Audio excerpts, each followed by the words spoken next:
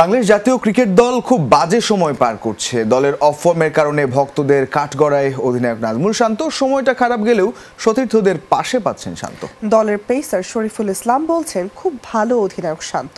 সেই সাথে senior junior পার্থক্য ভুলে পুরো দলকে এক করার কাজটি নীরবে করে যাচ্ছেন মাহমুদুল্লাহ রিয়াদ। বাংলাদেশ দল এখন ডালাসে। হারের বৃত্তে বন্দী দল সব বাধা মুছে শ্রীলঙ্কার বিপক্ষে ম্যাচে জয় তুলে বিশ্বকাপ অভিযানটা শুরু করতে চায়। কিন্তু দলের টানা ব্যাটিং ব্যর্থতায় বিরক্ত ভক্তরা। টপ অর্ডারের বিবর্ণ পারফরমেন্সের সমান ভাগিদার অধিনায়ক শান্ত।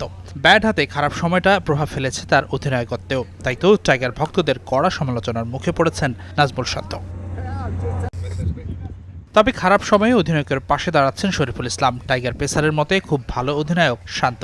খুব ভালো ফ্রিডম দেয় আর খুব ফ্রেন্ডলি আচরণ, আর সবাই ওনাকে খুব পছন্দ করে, কারণ উনি সবার যে আমরা যদি বলাররা বিশেষ করে কোনো কিছু একটা করতে চাই বা ওনাকে বলি, তখন উনি ওইটা খুব গুরুত্বপূর্ণ করেন। সব ক্যাপ্টেনই দেখে, শান্ত ভাইয়ের দেখে, বাট শান্ত ভাইয়ের সাথে অনেক দিন ধরে খেলতেছি, সেই ক্ষেত্রে এমনি বিহেভিয়ার বলি সব কিছুই ভালো।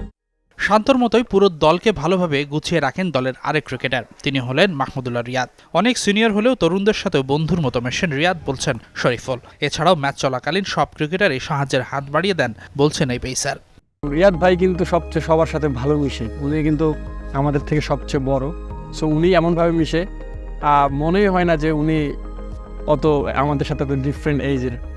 উনি একবারে পুরা টিমটাকে মনে করেন চাঙ্গা করে রাখে, আর যে মনে হয় যে খুব আমরা অনেক ছোট থেকে একসাথে যাতে এরকম খেলতেছি, এরকম না।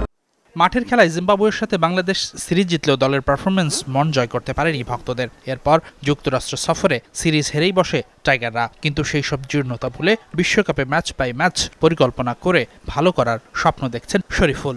প্রতিটা বিশ্বকাপে সবারই লক্ষ্য থাকে যে লাস্ট বিশ্বকাপের থেকে ভালো করা।